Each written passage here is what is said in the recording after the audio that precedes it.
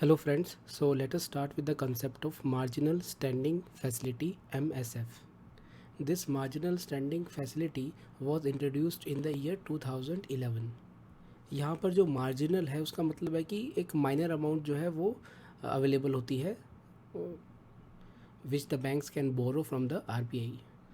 MSF के अंदर RBI gives loan to the bank but up to a certain percentage of their net time and demand liabilities, a certain percentage of their NDTL. NDTL क्या होता है ये हम previous lectures में already study कर चुके हैं, तो आप प्रीवियस लेक्चर रेफरेंस के लिए यूज़ कर सकते हैं if you do not know what is NDTL. Currently banks can borrow up to 2% of their NDTL from the RBI under MSF. और ये जो लैंडिंग होती है ये शॉर्ट टर्म लैंडिंग होती है on an overnight basis. Overnight का मतलब होता है कि interest is charged on daily basis. Interest जो है वो डेली बेसिस पर चार्ज किया जाता है और जिस रेट पर इंटरेस्ट चार्ज किया जाता है उसे हम MSF रेट कहते हैं. चलिए एक एग्जांपल लेते हैं. मान लीजिए एक बैंक है SBI के पास 100 करोड़ का NDTL है, 100 crore net time and demand liabilities bank के पास है. Then up to 2% of 100 crore that means up to 2 crore SBI can borrow from the RBI. MSF जो है वो एक तरह की ओवरड्राफ्ट फैसिलिटी होती है. ओवरड्राफ्ट फैसिलिटी का मतलब होता है कि that it is a flexible loan. Overdraft facility को ODV बोलते हैं. और जो भी आप में से बिज़नेस बैकग्राउंड के हैं तो उनको पता होगा कि हर बिज़नेस की एक OD लिमिट होती है, एक ओवरड्राफ्ट लिमिट होती है एक बैंक्स के साथ. इसका मतलब ये होता है, फॉर एग्जांपल मेरा एक बिज़नेस है और मुझे बैंक ने 20 लाख की ओवरड्राफ्ट लिमिट सैंक्शन की हुई है, तो मेरे अकाउंट में 20 लाख रुपए आ जाएंगे और उस 20 लाख को जैसे जैसे मैं यूज़ करूँगा वैसे ही मुझे उसका इंटरेस्ट देना होगा. फॉर एग्जांपल 20 लाख रुपए मेरे अकाउंट में आ गए, अब उस पर इंटरेस्ट नहीं दे रहा हूँ मैं क्योंकि मैंने अपने अकाउंट से निकाले नहीं है.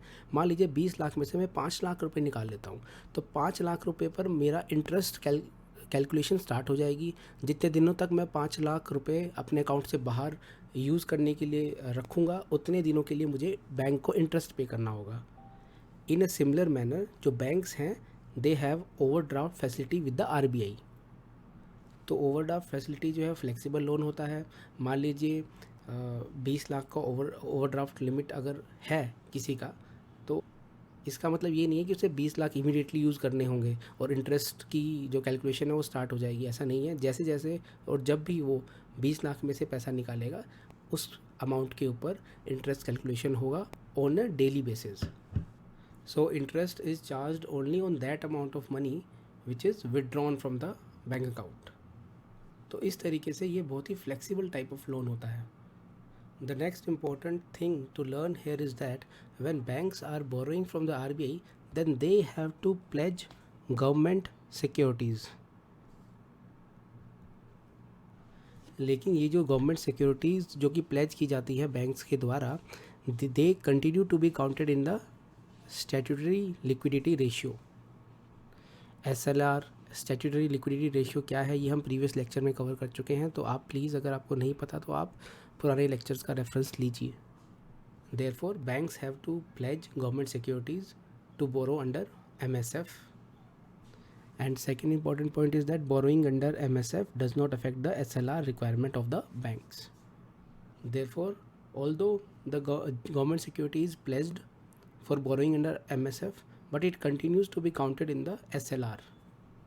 So this is a kind of exemption which is given to the banks कि भाई आप गवर्नमेंट सिक्योरिटी को प्लेज कर दो but you can still count it under SLR.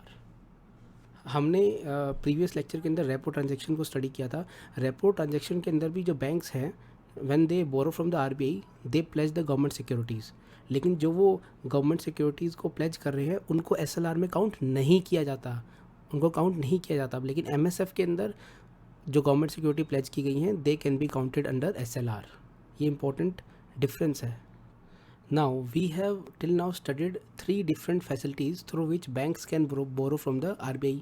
One is the bank rate, second is the repo transaction and third is the MSF facility. जब bank जो हैं वो बैंक रेट पे बोरो करते हैं RBI से, then they have to pledge corporate bonds लेकिन repo rate और एमएसएफ के अंदर गवर्नमेंट सिक्योरिटीज़ को बैंक्स द्वारा प्लेज किया जाता है to get money from the RBI. Therefore there are 3 types of rates, bank rate, repo rate and MSF rate. अगर आपको कन्फ्यूजन हो रही है तो आप प्रीवियस वीडियोज़ को प्लीज़ रेफरेंस के लिए यूज़ कीजिए, फिर से देखिए, आपको पूरी पिक्चर क्लियर हो जाएगी। जैसा कि हमने स्टडी किया कि जो एमएसएफ फैसिलिटी है वो 2011 में स्टार्ट की गई थी। 2011 से पहले there were only 2 ways through which banks can borrow from the RBI. One was bank rate and second was the repo rate. और मैंने आपको प्रीवियस लेक्चर में बताया था कि 2008 से 12 तक आरबीआई ने बैंक रेट पर बैंक्स को पैसा देने से मना कर दिया। तो कुल मिला के 2008 से 11 तक सिर्फ एक ही तरीका था बैंक्स को अगर आरबीआई से पैसा उठाना है, वो था ओनली थ्रू रेपो ट्रांजेक्शन। और रेपो रेट पे अगर सिर्फ एक ही फैसिलिटी अगर बैंक्स के पास अवेलेबल है, वो जो कि रेपो रेट की है, तो रेपो रेट के अंदर तो गवर्नमेंट सिक्योरिटीज़ को प्लेज किया जाना होता है, हमने स्टडी किया था। तो अब सिर्फ वही बैंक बोरो कर पा रहा था जिसके पास गवर्नमेंट सिक्योरिटीज़ थी। तो इससे जिन बैंक्स के पास गवर्नमेंट सिक्योरिटी नहीं थी उनको आरबीआई से बोरो करने में डिफ़िकल्टी आ रही थी। They were facing liquidity crunch. Therefore 2011 के अंदर R B I started this another facility for lending which is M S F, जिसके अंदर आपको कोई एक्स्ट्रा गवर्नमेंट सिक्योरिटीज़ की ज़रूरत नहीं है। आपके पास जो एसएलआर रिक्वायरमेंट के लिए जो आपने गवर्नमेंट सिक्योरिटीज़ रखी हुई हैं उन्हीं को प्लेज करके अब बैंक्स जो हैं वो आरबीआई से पैसा बोरो कर सकता था। So this is all about the MSF rate और इसकी हिस्ट्री के बारे में। Another important point here is that जो एमएसएफ रेट है दैट इज़ इक्वल टू, एक फॉर्मूला है, MSF rate is equal to repo rate plus 25 basis point. इसका मतलब ये है कि अगर रेपो रेट 5% है मान लीजिए, और तो एमएसएफ रेट कितना होगा, 5 plus 0.25 which is equal to 5.25। तो क्योंकि हमने प्रीवियस लेक्चर में देखा था कि जो रेपो रेट है it is also termed as policy rate, क्योंकि आरबीआई अपनी मॉनेटरी पॉलिसी के अंदर सिर्फ रेपो रेट अनाउंस करती है, और बाकी सभी जो रेट हैं जैसे कि एमएसएफ रेट वो हम अपने आप रेपो रेट का यूज़ करके कैलकुलेट कर सकते हैं। सो अगर रेपो रेट 5 होगा then MSF rate would be 5.25। So this is all about MSF. Thank you so much.